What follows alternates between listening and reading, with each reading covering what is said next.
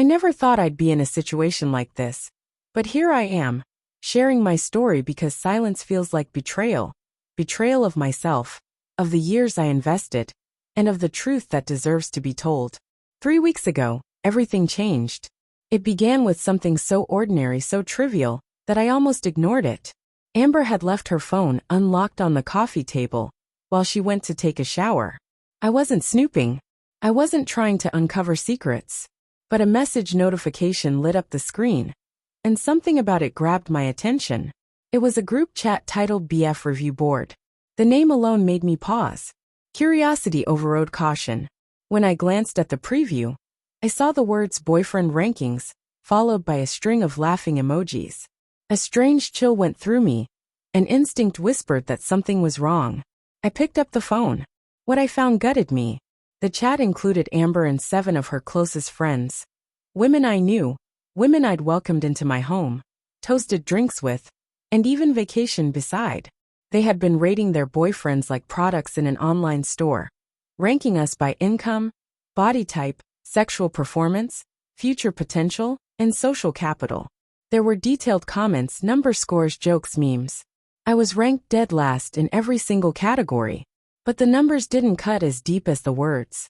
The comments were cruel, mocking, degrading, and deeply personal.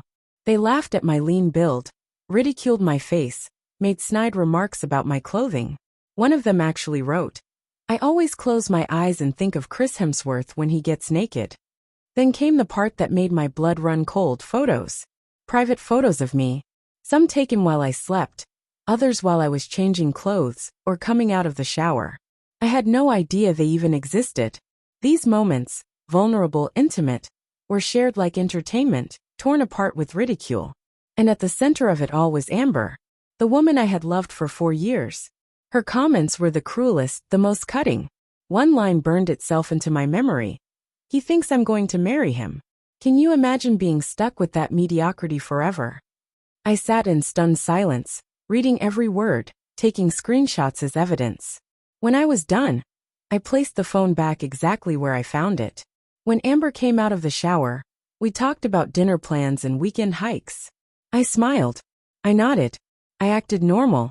But inside, I was already gone. I was already dismantling the life we had built. The next day over coffee, I casually brought up the group chat. Her reaction was immediate. Defensive, suspicious, accusatory. "Did you go through my phone?" she asked, eyes narrowing. I shrugged and mentioned the rankings I saw.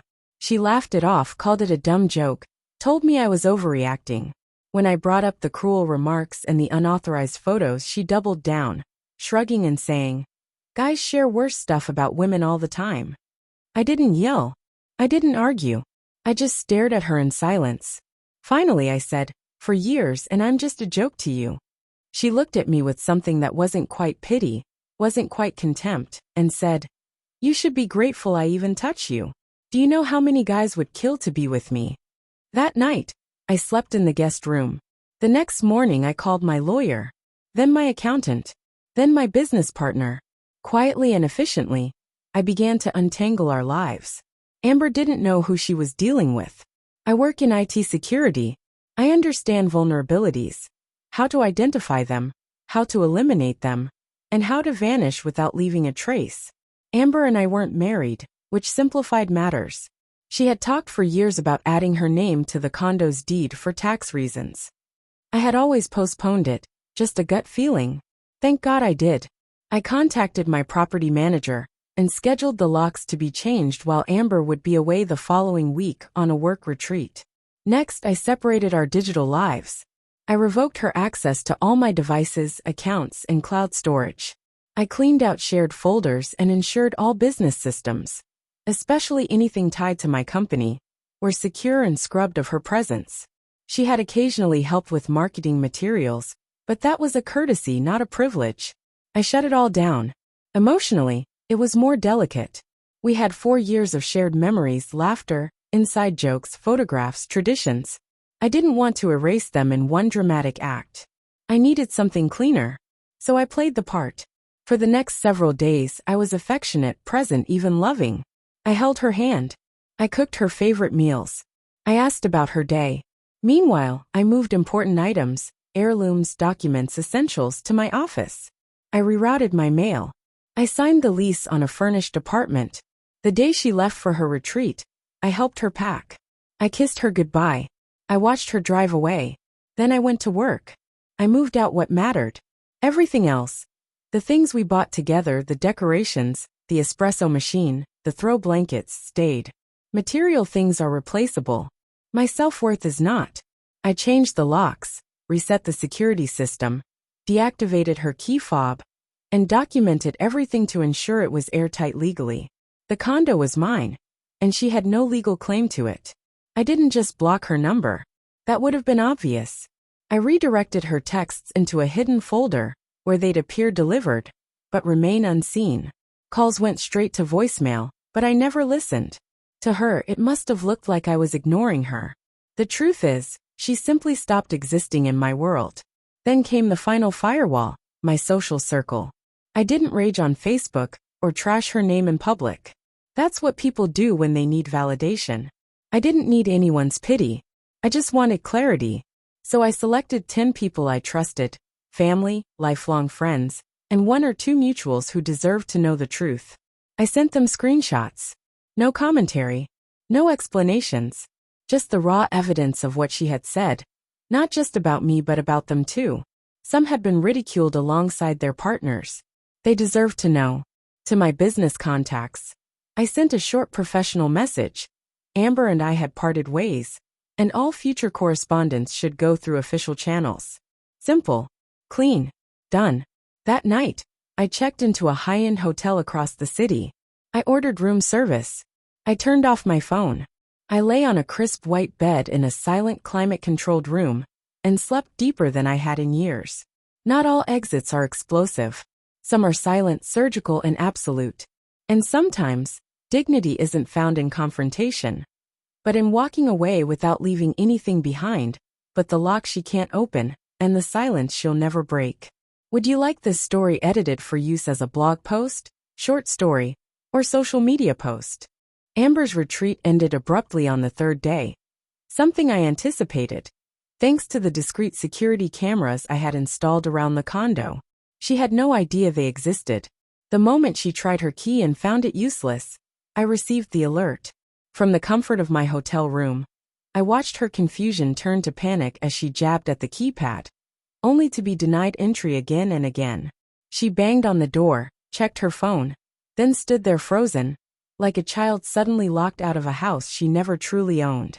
Her first message came through at 8:42 p.m. sharp. What the hell? My key doesn't work. Are you serious right now? Answer me. I didn't even see it until much later, when I occasionally glanced at the folder, where her filtered messages were being quietly redirected. A week passed before she attempted a new strategy. A meticulously formatted spreadsheet, emailed with the subject line, "Our shared expenses." In it, she claimed to have contributed financially to the household over our 3 years together, insisting she was owed a portion of what we'd purchased jointly. I never opened the attachment. Her sense of entitlement was laughable. I didn't respond. A few $1,000s were a cheap price to pay for finally understanding the depths of someone's character. When Amber realized she couldn't get a rise out of me, her friends picked up where she left off.